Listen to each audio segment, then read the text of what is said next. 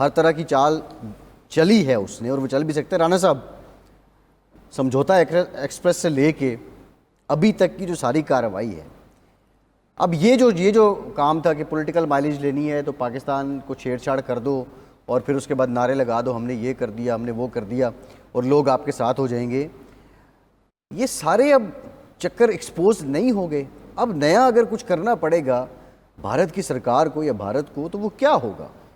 देखिए, एक बात तो अब्बासी साहब ज़हन में रखिएगा कि पाकिस्तान की फ़ौज ने जो कर दिया, अभी आपको मैं एक ख़बर दे दूं कि थोड़ी देर तक आपको कुछ तस्वीर बाकायदा ISPR की तरफ से शेयर हो जाएंगी, आपके पास कुछ चीज़ें क्लियर होके आ जाएंगी कि भारत के कितने मज़ीद पायलट पकड़े गए हैं, कितने जहाज़ तबाह हो गए हैं। जब हमारी स्क्रीन पर, पाकिस्तान के मीडिया की स्क्रीन पर, इंटरनेशनल मीडिया की स्क्रीन पर यह सब कुछ चलेगा।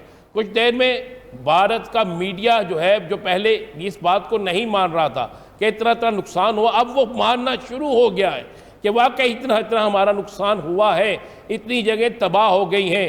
तो इस सारे सिस्टम के बाद, सारी चीज़ों के बाद आप ज़हन में रखिएगा भारत के अंदर एक बड़ी तहरीक उठेगी और वो तहरीक होगी मोदी की हुकूमत के खात्मे की।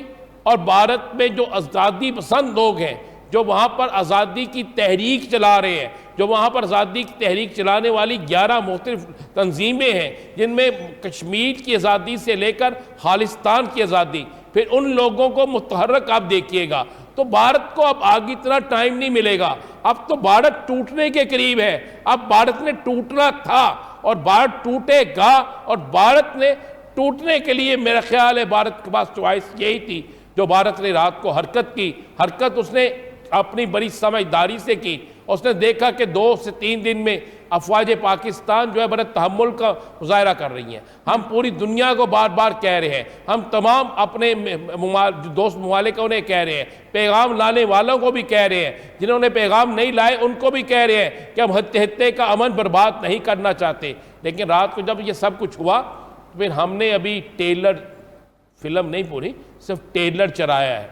और इस टेलर के बाद अब भारत के अंदर जो होगा वो आप देखेंगे चंद घंटों में। इस वक्त भी भारत की अपोजिशन ने, पाकिस्तान में तो सारी अपोजिशन एक होगी ना, आपने बड़ी अच्छी बात की, अवाम नहीं कौम, जैसे आपने बड़ी अच्छी आबादी सब की है, यहां पर कौम बन गई। यहां पर हमें कौम बनना था, अल्हम्दुलिल्लाह हम कौम बन गए और एक कौम बनकर सारे खड़े हैं। लेकिन आप एक बात देखें कि आप वहां पर जो कौम बनने की कोशिश कर रहे थे, वहां पर काम खराब हो गया।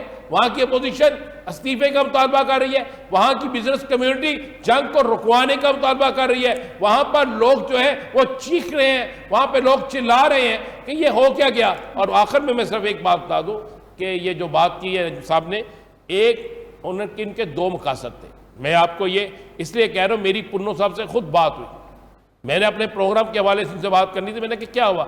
उसने कहा जी जिन जगहों का अमृतसर को में निशाना बनाया गया, ये सारी की सारी वो जगह थी जहां पर इन्होंने पहले भी कई दफा रेड्स की थी। इन्हें पता था यहां पे खालिस्तान तहरीक की मोहब्बत करने वाले लोगों की बहुत बड़ी तादाद है।